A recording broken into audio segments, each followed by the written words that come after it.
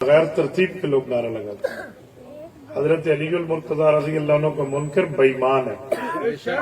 ہم اس کو جوتے کی نوک پہ رکھتے ہیں جو حضرت علی کا منکر ہے. لیکن شرم نہیں آتی ان کو کہ حضرت علی کے 2.5 سال کے امام ابو بکر کو چھوڑ گئے.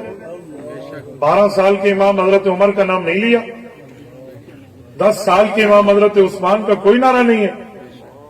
میں نعرہ حیدری کا قائل ہوں، لیکن پہلے نعرہ صدیقی اللہ اکبر ہے، پھر نعرہ فاروقی اللہ اکبر ہے، پھر نعرہ عثمانی اللہ اکبر ہے، پھر نعرہ حیدری اللہ اکبر ہے. لیکن بے ترتیبہ نعرہ وہ بھی ہمارے جلسے کے اوپر آ کے جوتے کی نوک پہ رکھتا ہوں. ایسے بندوں کو پورا پاکستان میں گھومتا ہوں، کراچی سے ساحل سے لے کر چترال کی فلک بوٹ چوٹی تک میں ہر غلیظ نسل کے غلیظ کیڑے کو جانتا ہوں. کس نے جلسہ خراب کرنا ہے، کس نے کیا کرنا ہے. بات کرنی آنکھوں میں آنکھیں ڈال کر بات کریں. یہ بزدلوں والے گیدڑ بھبکیوں سے ہم ڈرنے والے نہیں ہیں. آپ نے دیکھا نہیں، ہم پرچم نبوی کے سائے میں قائد ملت اسلامیہ مولانا فضل الرحمان کی زیر شفقت ہیں، اور یہ وہ شخص ہے جس سے بڑے بڑے کفر کی سلطنتیں کانپ جاتی ہیں. ایک شخص مجھے اس دن کہنے لگا کہ آپ پیلی پگڑی پہنتے ہیں، وجہ؟ میں نے کہا یہ وہ پگڑی ہے جس پگڑی کو اسرائیل کا سربراہ بھی جانتا ہے، امریکہ کا صدر بھی جانتا ہے. ہم نے تو بڑی بڑی سلطنتوں کو پاؤں کی ٹھوکر پہ رکھا ہے. یہ چھوٹے موٹے کیڑوں کی باتیں ہیں، اس لیے میں آپ کو سمجھا رہا ہوں. نعرہ لگے گا اسٹیج کے اندر سے لگے گا، ترتیب کے ساتھ لگے گا. ہم بے ترتیب نعرے کے قائل نہیں. وہ ہے عظمت قرآن. قرآن کریم اللہ کی کتاب ہے، رب کریم کا فرمان ہے. رب کریم نے رسول کریم پر قرآن کریم کو نازل فرمایا ہے، تو اس میں اللہ جل شانہ کی ہیبت اور جلال بھی ہے، اور ہمارے محمد مصطفیٰ صلی اللہ علیہ وسلم کا کمال اور جمال بھی ہے. میں اسی جلال اور کمال پر 2 جملے آپ کی خدمت میں کہنا چاہتا ہوں. قرآن کریم آپ اور ہم پڑھتے ہیں، سنتے ہیں. ابھی معصوموں نے بہترین قرآن کی شان پر کلام پڑھا ہے. کیا آپ نے کبھی غور کیا کہ قرآن کریم میں اللہ نے فرمایا ہے لو انزلنا هذا القرآن على جبل لرأيته خاشعا متصدعا من خشیت اللہ، کہ اگر قرآن پہاڑ پہ نازل ہوتا تو پہاڑ بھی ریزہ ریزہ ہو جاتا. لو انزلنا هذا القرآن على جبل لرأيته خاشعا متصدعا من خشیت اللہ، کہ اگر قرآن پہاڑ پہ نازل ہوتا تو پہاڑ ریزہ ریزہ ہو جاتا، ٹکڑے ٹکڑے ہو جاتا. لیکن میرا سوال ہے، ان تمام نے قرآن پڑھا ہے جن کے سروں پہ ابھی بزرگان نے دستار فضیلت باندھی ہے، اور قرآن ان کے دل میں ہے. قرآن کی جو میموری ہے وہ ان کے دل میں محفوظ ہے. آپ نے کبھی سوچا کہ حافظ قرآن کے دل کو تو کچھ بھی نہیں ہوتا؟ قرآن کریم پہاڑ پہ آئے، پہاڑ کو ہلا کے رکھ دے، پہاڑ کو اڑا کے رکھ دے، ٹکڑوں ٹکڑوں میں تبدیل کرا کے رکھ دے. لیکن یہی قرآن حافظ کے دل میں ہے، قاری کی زبان پر ہے.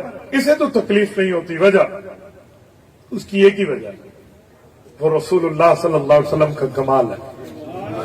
آپ کہیں گے مثلا قرآن جب کہتا ہے کہ میں پہاڑ پہ نازل ہوں تو پہاڑوں کو اڑا دو، تو قرآن کریم کی بات تو سچ ہے. لیکن یہ کلام جب پہاڑ پہ آتا تو پہاڑ اڑتا، تو یہ پہاڑ پہ نہیں آیا. نزل علی قلب محمد، پہلے حضور پاک علیہ السلام کے دل پہ آیا. اگر پہاڑ پہ آتا تو معاملہ وہی ہوتا جو کہا گیا ہے، لیکن یہ پہاڑ پہ نہیں آیا، یہ وایا قلب مصطفیٰ ہم تک آیا. یہ رسول اللہ کے دل سے کراس کر کے ہم تک پہنچا ہے. تو میرے پاک نبی کے دل کا جو جمال ہے نا، یہ اسی کا کمال ہے کہ ہیبت والا کلام آپ کے اور میرے لیے اللہ نے باعث سکون بنا. قرآن پہاڑ پہ آتا، گرم کلام تھا، جلال الہی، ہیبت الہی، ہیبت کلام الہی کی وجہ سے واقعی ٹکڑے ٹکڑے ہو جاتے. لیکن وہ وہاں سے نہیں آیا، حضور کے دل سے گزر کے آیا. حضور کے دل نے وہ کام کیا ہے جس کام سے قرآن کی حرارت برودت میں بدل. یہ اس کی کرم ہے، یہ اس کی مثال ہے. ورنہ تاثیر نہیں بدلا کرتی. آپ گرم پانی بھی آگ پہ ڈالیں تو آگ بجھ جائے گی، ٹھنڈا پیٹرول ڈالیں پھر بھڑک جائے گی، تاثیر نہیں بدلتی وقتی طور کے معاملات کی۔ اگر اللہ کا جلال ہے تو محمد مصطفیٰ کا جمال بھی۔ یہ قرآن ہم تک ایسے پہنچا۔ دوسری بات، جب قرآن حضور تک آیا، حضور پاک علیہ الصلوۃ والسلام نے ہم تک پہنچایا، کس طرح، کس معاملے میں، کس ترتیب پر؟ تو حضور پاک علیہ الصلوۃ والسلام نے صحابہ کرام سے قرآن لکھوایا۔ قرآن پتوں پہ لکھا گیا، درخت کے پتوں پر۔ آپ کہیں گے پتے پہ کیسے لکھا جاتا ہے؟ آپ سوئی کے ساتھ پتے کو چھید کے لکھے نا، 2 دن سوکھنے کے بعد اس میں لفظ واضح ہو جاتا، تو پتوں پہ لکھا جاتا تھا، چمڑوں پہ لکھا جاتا تھا، اور پتھروں پہ چھید کے کشید کے لکھا جاتا تھا۔ میں نے اپنی آنکھوں سے ان پتھروں کو دیکھا ہے، آپ بھی دیکھ سکتے ہیں۔ آج بھی مکہ مکرمہ میں آپ جائیں، اللہ آپ کو لے جائے، اللہ آپ کی برکت سے ہمیں بھی لے جائے۔ کاش آپ آمین ایسے کہتے جب حضرت فرما رہے تھے۔ توجہ، اللہ آپ کو مدینہ طیبہ اور مکہ کی سیر کرائے۔ جب آپ مکہ مکرمہ جائیں گے، وہاں غار حرا پہ تو لازمی طور پہ لوگ جاتے ہیں وہاں کی برکات لینے کے لیے۔ غار حرا کے ساتھ یہ سامنے جبل نور ہے، اس کے تحت ایک وادی ہے جس کا نام ہے وادی عسیلہ، قدیم وادی۔ اس میں آپ کو کوئی ترقیاتی کام یوں نظر نہیں آئیں گے جیسے عام طور پہ مکہ مکرمہ کی سڑکوں پہ دوڑتی ہوئی گاڑیاں نظر آتی ہیں، وہ وہاں نہیں، بالکل قدیم طرز پہ وادی عسیلہ بالکل قریب ہے حرا سے۔ آپ وہاں جائیں تو وہاں آیات لکھی ہوئی جو صحابہ کرام نے سن 80 ہجری میں پتھروں پہ تحریر فرمائی۔ کئی آیات ہیں، ان میں ایک آیت ہے یا داؤد انا جعلناک خلیفۃ فی الارض۔ یہ آیت لکھا ہوا ہے، آگے لکھا ہوا ہے 80 ہجرہ، 80 ہجری میں اس کو تحریر کیا گیا۔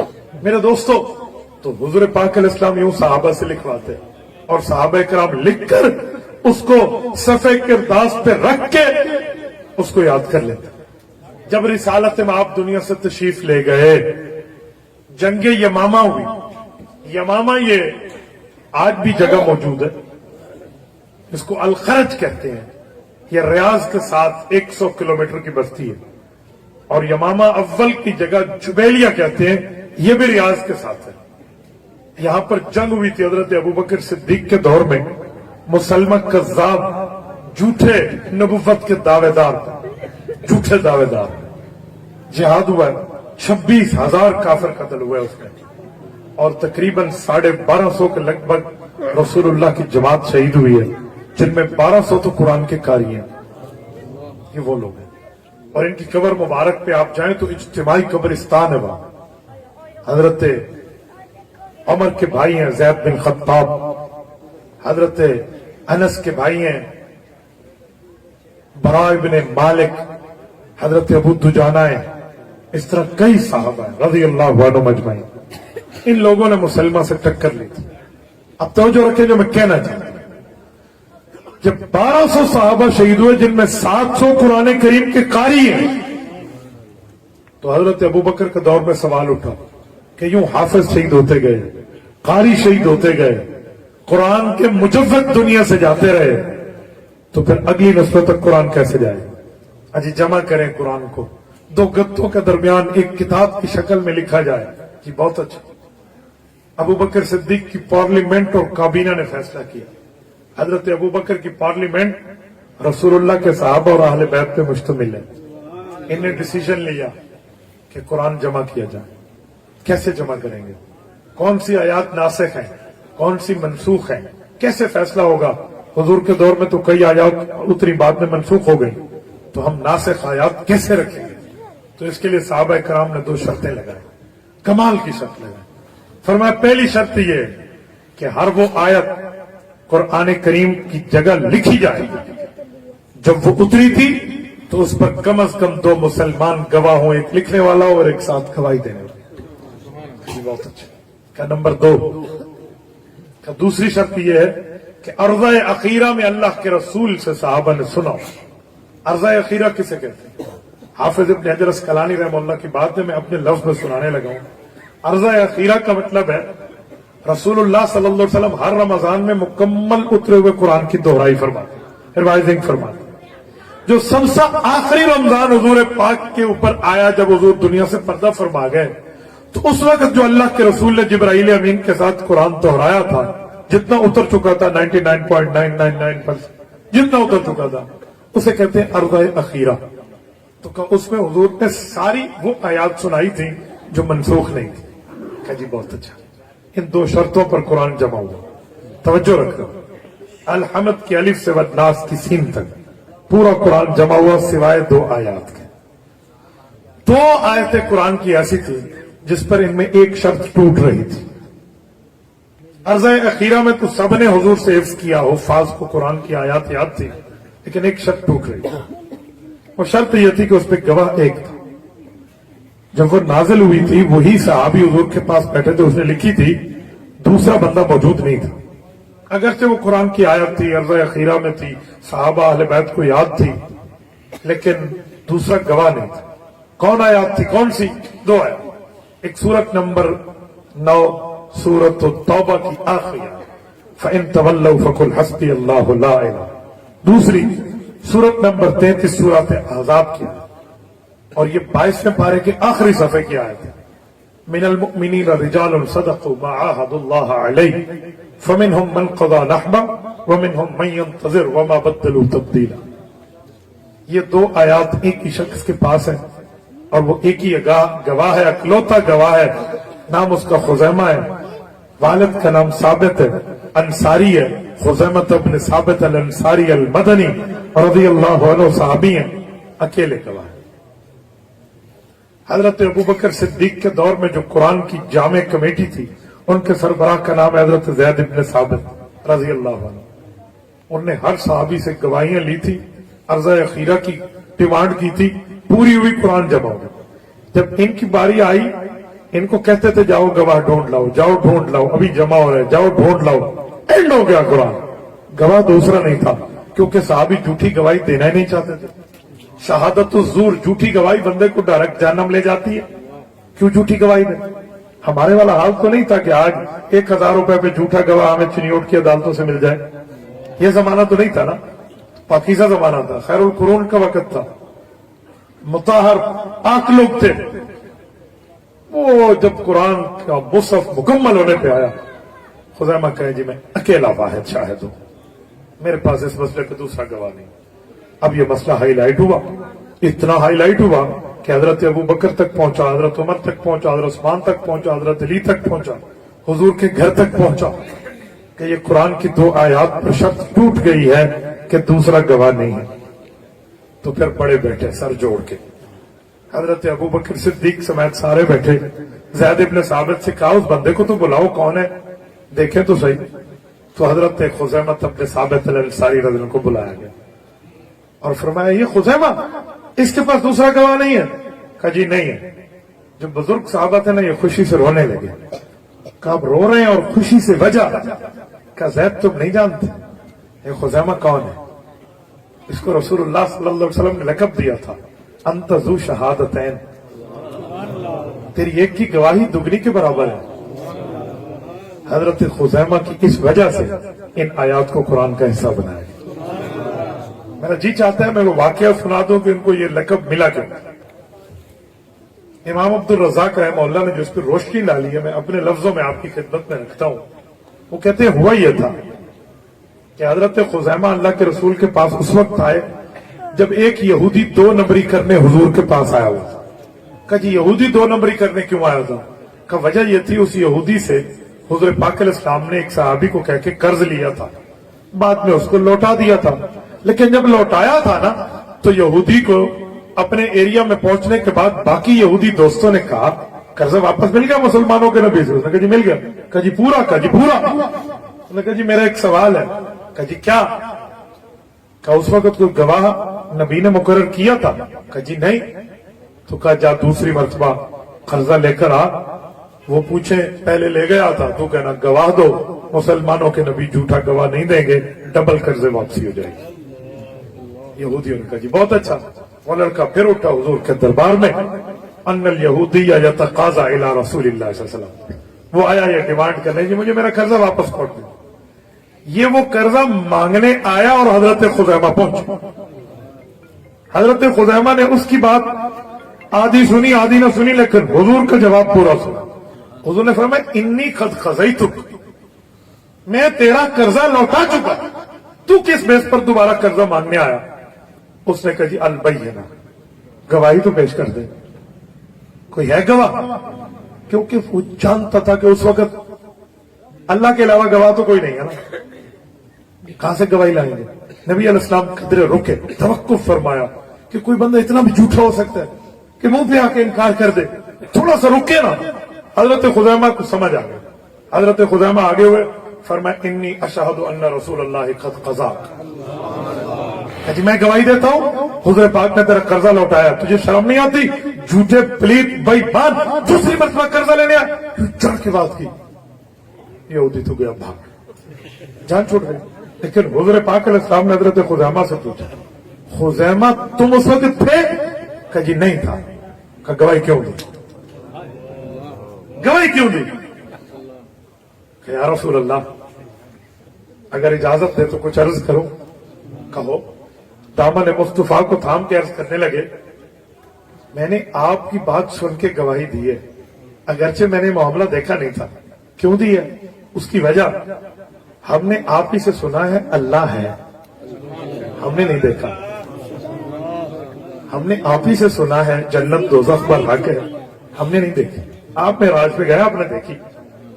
ہم نے آپ ہی سے سنا ہے جبرائیل روزانہ آپ کے پاس عرش سے فرش پہ آ رہا ہے، ہم نے نہیں دیکھا. آپ ہی فرماتے ہیں آپ کو نبوت ملی، ہم نے اپنی آنکھوں سے نبوت ملتے نہیں دیکھی. یہ ساری چیزیں صرف آپ کے فرمان پہ اعتماد کر کے ہم اشہد ان لا الہ الا اللہ کا ڈنکا بجا دیتے ہیں. اب آپ ہی سے تو میں نے سنا کہ انی قد قضیتک، میں تیرا قرضہ دے چکا، تو پھر آپ کے کہنے پر میں یہ گواہی کیوں نہ دوں؟ نعرہ تکبیر، عظمت قرآن، عظمت صحابہ. عرض کیا یا رسول اللہ آپ ہی کے کہنے پہ میں نے گواہی دی ہے، تو اب یہ گواہی شہادت الزور نہیں ہے، یہ شہادت صدق ہے اور سچی گواہی ہے. اس بنیاد پہ گواہی دے رہا ہوں تو میری گواہی قبول فرمائیے. حضور پاک علیہ السلام نے اعلان فرمایا خزیمہ تو نے اتنی اچھی بات کی ہے کہ تو نے اپنے نبی کے دل میں ٹھنڈ ڈال دی ہے. اللہ تجھ پہ اتنا راضی ہے کہ رب نے دنیا میں قانون بنایا ہر بندہ گواہی دے گا ایک کے برابر شمار ہوگی. خزیمہ جب تجھ سے گواہی مانگی جائے گی تو دو گواہوں کے برابر ہوگا. انت ذو شہادتین. تو حضرت زید ابن ثابت کی توجہ دلائی گئی جو کمیٹی کے سربراہ تھے کہ یہ دو آیات تو خزیمہ کے پاس ہیں، اگر یہ اکیلا گواہ ہے تو نظر مصطفیٰ کا معاملہ تھا اور نبوت نے ان کو جو مقام اللہ سے لے کر دیا تھا، لہذا اس کی گواہی مانے، شرط نہیں ٹوٹتی، شرط برقرار ہے. اکیلا گواہ دگنی گواہی کے برابر ہے. ان کی وجہ سے یہ دو آیات آج بھی قرآن کا حصہ. تیسری بات عظمت قرآن کا. تیسری بات یہ کہ قرآن کریم اللہ کا کلام ہے. قرآن کریم اتنا بڑا کلام ہے اللہ کا کہ اس کے لیے میرے نبی نے اپنی جوانی کو بڑھاپے میں بدلا ہے. آپ کہیں گے کیا مطلب؟ رسول اللہ صلی اللہ علیہ وسلم جب دنیا سے رخصت ہوئے تو حضرت ابوبکر صدیق نے اس سے پہلے اللہ کے رسول سے کچھ عرض کیا تھا. حدیث پاک میں حضرت ابوبکر صدیق نے جب قرآن کے بارے میں بات کی تو نبی علیہ السلام نے فرمایا یا ابا بکر شیبتنی ہود و اخواتہا. ابو بکر سورت ہود اور باقی صورتیں اتری ہیں، ان کے نزول نے تمہارے نبی کی جوانی کو بڑھاپے میں بدل دیا. اللہ تمہارے نبی کی جوانی کو بڑھاپے میں تبدیل کر دیا. اب اس کے کئی معانی محدثین کرام نے لکھے ہیں. وزن وہی بھی لکھا ہے، روب وہی بھی لکھا، کئی اس کے محمل تلاش کی اور کئی جواب دی. لیکن میں ایک بات آپ کی خدمت میں عرض کرنے لگا ہوں. فرمایا کہ اس کی سب سے بڑی وجہ یہ ہے کہ رسول اللہ صلی اللہ علیہ وسلم نے اس ہیبت والے ایک قوی کلام کو وصول فرمایا تھا جس کو پہاڑ اٹھانے سے عاجز تھے. فرمایا پہاڑ اٹھاتا تو اس میں دو چیزیں آ جاتی، لرأیتہ خاشعا متصدعا. ایک ہے خشوع، ایک ہے تصدع. اس کا बामुहावरा तर्जुमा आपने सुना है ना कि कुरान पहाड़ पे आता तो रेजा रेजा हो जाता है। तसद्दो का माना रेजा रेजा नहीं है, लफ्जी तर्जुमे पे गौर करें तो समझ आए। खुशू का माना रेजा रेजा नहीं है, इसका लफ्जी तर्जुमा कुछ और है। अल्लज़ीना हुम फी सलातिहिम खाशिऊन में आप देख लें कि खुशू का मतलब क्या? खुशू का लफ्जी माना है झुक जाता। तो फरमाया पहाड़ पे कुरान आता तो वो झुक जाता। क्या उसकी कोई कमर भी है? झुक जाता। कैसे झुक जाता? आंखें झुक जाती, उसकी आंखें भी है, क्या झुक रहा है? ये बामुहावरा इस्तेमाल हुआ है। बाज़ वक़्त लफ्ज एक जैसे होते हैं, मतलब कुछ और होता है। मैं समझाने के लिए कहता हूं, कोई बंदा कहे ट्रक चल रहा है और दूसरा कहे टूटी चल रही है, दोनों में चलना चलना तो है, तो क्या जो ट्रक का चलना है टूटी का चलना भी वैसे ही है? टूटी का चलना कुछ और माना है और ट्रक का चलना कुछ और माना है। ये मैंने आपके सामने घड़ी है, मैं आपसे पूछूं क्या है, आप कहेंगे घड़ी है। और मैं मसलन हजरत से पूछूं कि हजरत जब आप रोज़े रसूल पे हाजिर हुए मदीना तैयबा में सरकार की खिदमत में सलाम अर्ज करने के लिए जब आप ठहरे थे, कैसा महसूस हुआ? तो शायद फरमाएंगे बड़ी अजीम घड़ी थी। अब मुझे बताएं वहां घड़ी का माना ये वाली घड़ी है, इधर घड़ी का माना घड़ी है, सरकार की खिदमत में हाजिर होकर सलाम पढ़ने वाली बड़ी अजीम घड़ी है। असादनी मुज़्ज़ वलदतनी उम्मी, जब से मेरी मां ने मुझे जाना मेरे लिए बेहतरीन घड़ी में आपकी खिदमत में हाजिर।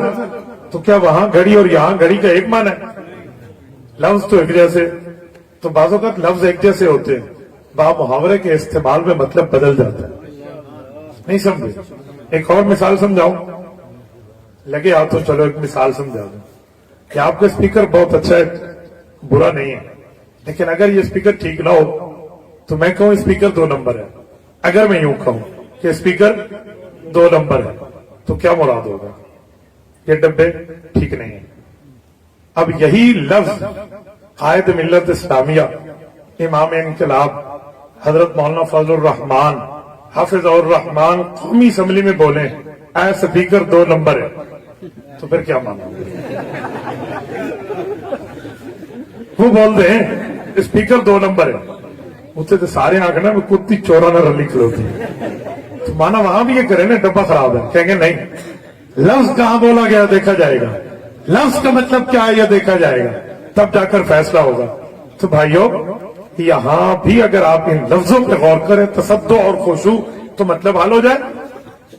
खुशू का लफ्जी माने आंखें झुक जाना, गर्दन झुक जाना। मुराद ये है लराइतहु खाशिआ, जिस पहाड़ को तुम देखते हो ना ये इस्तिकामत की निशान है और ये बिल्कुल बुलंद ठहरा हुआ है, इतनी इसमें सख्ती है और इतनी इसमें इस्तिकामत है। फरमाया इस पहाड़ पे खुदा का कलाम आता ना, इसकी आंखें झुक जाती। मुराद ये है ये उठा ना सकता तो गोया शर्मिंदगी इसके गले में फिट हो जाती। मुतसद्दे क्या है? तसद्दो किसे कहते हैं?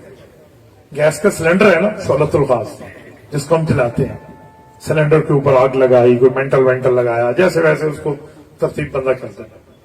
तो ये गैस का सिलेंडर अल्लाह ने करे ब्लास्ट हो जाए, फट जाए। वो कब फटता है? कभी भी गैस का सिलेंडर बैरूनी गैस से नहीं फटता।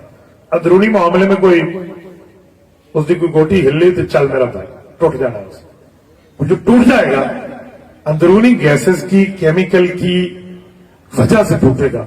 तो इस टूटना अंदर ऐसी गैसेस पैदा हो कि चीज टूट जाए, इसे कहते हैं तसद्दो।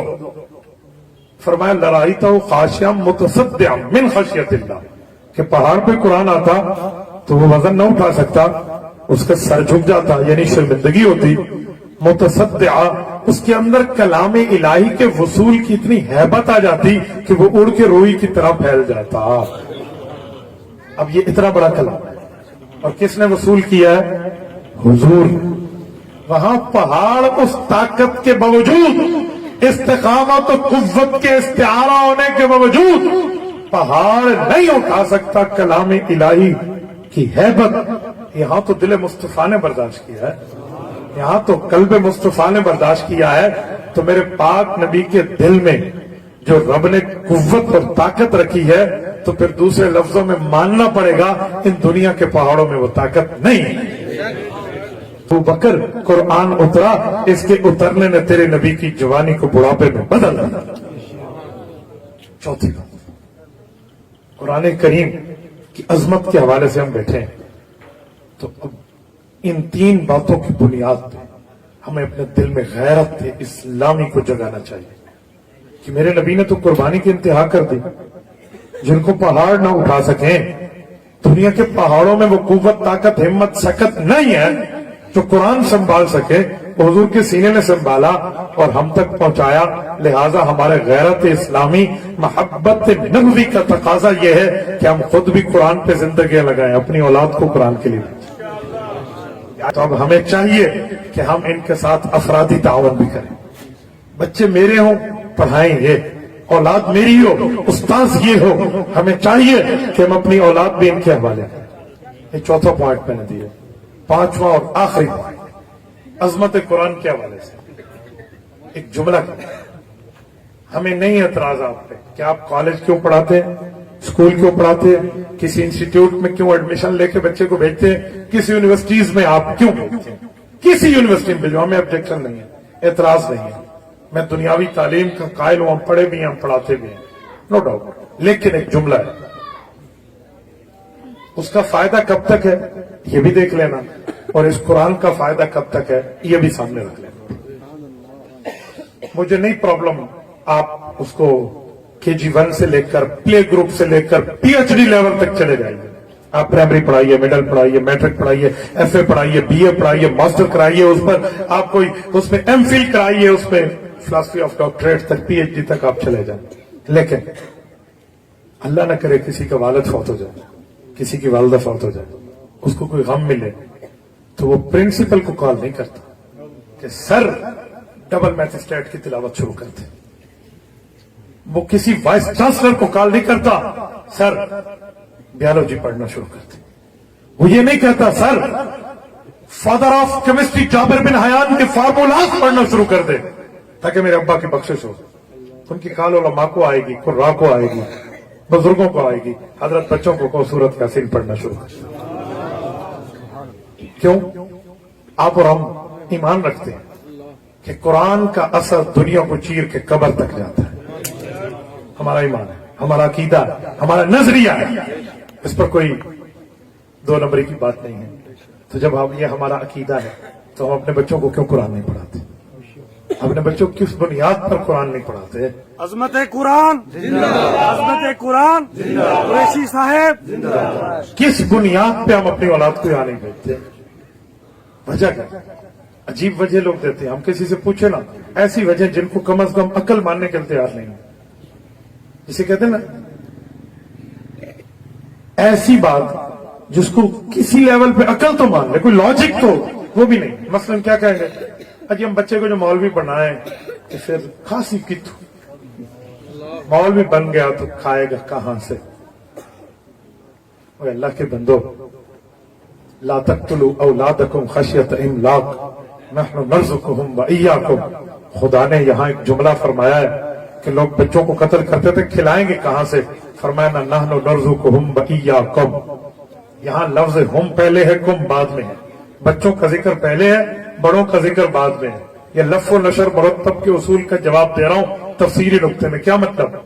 फरमाया तुर्ज़क़ु बिज़ुअफ़ाइकुम, इन छोटों की वजह से तो बड़ों को रिज़्क़ मिलता है। तो खुदा के बंदे, तू कहता है खाएगा कितू, इन्हीं की वजह से तो तुझे मिल रहा है। तेरे घर में ज़ईफ माँ है या ज़ईफ बच्चा है, कोई भी है जो कमजोर है, उसकी वजह से तुझे मिल रहा है। तेरी तनख्वाह में उनका हिस्सा है, मेहनत तू करेगा, हिस्सा उनका है। तू कह रहे कहां से खाएगा? तो रिज़्क़ का जिम्मेदार तो रज़्ज़ाक़ है। चमन के बॉर्डर से अगर पाकिस्तान में इंट्रो एक ट्रक और उसमें अंगूर पड़े हो और उस अंगूर पर मुफ्ती अब्दुल वाहिद कुरैशी का नाम लिखा है, किसी का बाप भी उसको मेरे मुंह में आने से रोक नहीं सकता। और अगर मेरे लिए उसका नाम नहीं है तो किसी का बाप भी उठ के आ जाए, वो मेरा मुकद्दर नहीं बना। देखो, चम्मच के साथ पानी डाल रहे होते हैं अस्पताल में, जब बंदा बेड पर पड़ा आखिरी सांस ले रहा होता है, तो अगर उसके ऊपर उसका नाम नहीं लिखा तो मुंह में निकल जाता है आखिरी। बताए क्यों? बरसर दाना नविश्ता आया फला इब्ने फला इब्ने फला, उस पर तो लिखा हुआ था। तो किस बुनियाद पे हम बैठे हैं? खाएगा कहां से? اور آپ یہ سمجھتے ہیں کہ یہ مولوی بن گیا تو کھائے گا کہاں سے؟ مجھے ایک بات بتائیں، پروفیسر بن گیا تو کھائے گا کہاں سے؟ جواب دیں مجھے. آپ ایک ہی کہیں گے، دنیا کمائے گا تو کھائے گا. تو بھئی عالم بن گیا، دنیا والے کھلانے کے لیے چیز دیتے ہیں، یہ اللہ رسول کی بات کرے گا تو بھوکا مرے گا. پھر تمہیں دنیا پہ یقین ہے، رب پہ نہیں ہے. اور رزق کی بات کرتے ہو، رزاق کو بھول گئے. عجیب معاملہ ہے. ہاں میں ایک جملہ اور بھی کہتا ہوں، کھائے گا نا. اگر عالم بن گیا، حافظ بن گیا، دین کے ساتھ جڑا تو عزت کی روٹی کھائے گا. آپ کہیں گے کیا مطلب؟ کوئی نیا گھر بنے، نئی دکان بنے، نیا پلازا بنے، نئی بلڈنگ بنے تو لوگ یہ نہیں کہتے جی ڈاکٹر صاحب سے ٹائم لے لیں، یہاں قدم رنجا فرمائیں، کوئی کھانا کھائیں، ہمارے گھر میں برکت ہو جائے. کوئی نہیں کہتا وکیل صاحب سے، جج صاحب سے، جنرل صاحب سے اور کسی بیوروکریٹ سے جا کر کوئی ٹائم لے، کسی انجینئر صاحب سے ٹائم لے، ادھر قدم رنجا فرمائے، برکت ہو جاتی. سب نے کہنا ہے کہ عالم کو بلا لیں، حافظ کو بلا لیں، پیر صاحب کو بلا لیں، بزرگوں کو بلا لیں، اللہ والے کو بلا لیں، تاکہ کھانا بھی ہو جائے گا، برکت بھی ہو جائے گی. تو بھائی عالم بن گیا تو کھائے گا، عزت کی روٹی کھائے گا. لوگ کہتے ہیں کہاں کھائے گا؟ یار حقیقت کی بات ہے، ہمیں ایک وقت میں 4 جگہ کھانے کی آفر ہوتی ہے، 3 جگہ معذرت کرنی پڑتی ہے. بھائی آج تو میں وہاں جا رہا ہوں، پھر کبھی آپ کے یہاں آؤں گا. آج میں حساب لگاؤں نا اپنے ڈیرہ اسماعیل خان سے لے کر آپ کے چنیوٹ تک کہ کتنی دعوتیں ہوئی ہوں اور کتنوں کا اعتراض ہو اور کہاں پہ معذرت کر کے بندہ پہنچا ہو، آپ حیران ہو. آج دوپہر میں ایک جگہ دسترخوان لگے ہوئے جی کھا لیں. میں نے کہا جی یار گنجائش تھی، میں نے سفر کر لیں، مجھے جانے دیں. یہ حال ہے. اور آپ کہتے ہیں کھائے گا کھانا. اچھا کھانے پر بھی ایک جملہ، یہ کہتے ہیں نا مولوی بڑھ گیا تو کھائے گا کتوں. تو میرا ایک سوال ہے کہ جب ان سے پوچھا جاتا ہے کہ زیادہ کون کھاتا ہے، تھوڑا ہانسا نکل گیا، آپ ہنس پڑے. کیوں؟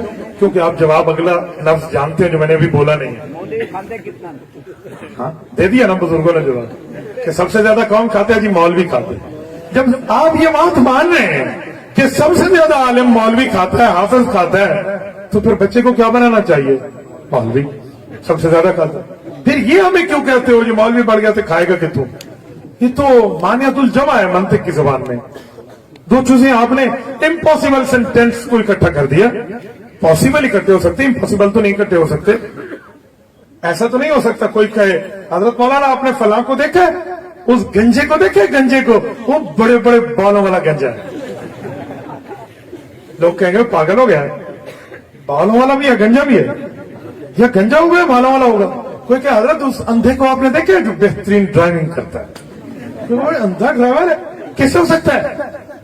بھائی وہ لنگڑے کو دیکھے دوڑتا بہت تیز ہے، لنگڑا کیسے دوڑے گا؟ تو 2 باتیں غلط ہیں جو اکٹھی نہیں ہو سکتی. تو بھائیو اسی طرح یہ بھی اکٹھا نہیں ہو سکتا کہ جی مولوی بن گیا کھائے گا کہاں سے اور مولوی بہت زیادہ کھاتے ہیں. تو یہ 2 جملے بھی اکٹھے نہیں ہو سکتے. کامن سینس کو دیکھ لیں، عقل مندی کی بنیاد پہ دیکھ لیں. تو چوتھا اور آخری پوائنٹ میں نے یہ ذکر کیا آپ کے سامنے کہ قرآن پڑھائیں، اس طرح کے اعتراضات کو اڑا دیں، اس طرح سے اعتراضات کو ہٹا دیں. آج یہ علماء کے لیے بڑا سٹیج لگا، کرسی لگی. کیوں وجہ؟ یہ عزت سے کیوں بٹھا؟ ہمارے منہ پہ کوئی بلبلیں بیٹھی ہوئی ہیں. کیوں؟ ایک ہی وجہ ہے کہ اللہ کی بات کرتے ہیں، اللہ کے رسول کی بات کرتے ہیں، دین کے ساتھ ان کا نسبت کا معاملہ جڑا ہوا ہے. تو نسبت مصطفیٰ تو بڑی چیز ہے. ایک حدیث پاک پڑھنے والے بچے نے کالج کے لڑکے کو منہ بند کر کے جواب دیا، ایسا کہ اس کا منہ بند ہو گیا. پرفیکٹ جواب. اسے کہنے لگا انگریز چاند پر پہنچ گیا. تو کہاں پہ پہنچے؟ اس نے کہا جاؤ میں اس نبی کا ماننے والا ہوں، میرا نبی تو عرش پر پہنچا. تو ہمیں چاند سناتا پھر رہا ہے کہ یہ انگریز چاند پہ گیا، ہمارا نبی تو عرش پہ گیا، ہم اس کا ماننے والے لوگ ہیں. تو میرے دوستو اس بنیاد پہ کہہ رہا ہوں، آج کے پروگرام آپ کو دعوت دے رہا ہے کہ دین کے لیے چلیں، اپنی اولاد کو بھیجیں، خود کو بھیجیں گے. باقی بھول جائے کوئی کہ دینی اداروں کو ختم کرے گا، یا بھول جائے کوئی علماء کو ختم کرے گا، یا کوئی مدارس کو ختم کرے گا، ایسا کچھ بھی نہیں ہے.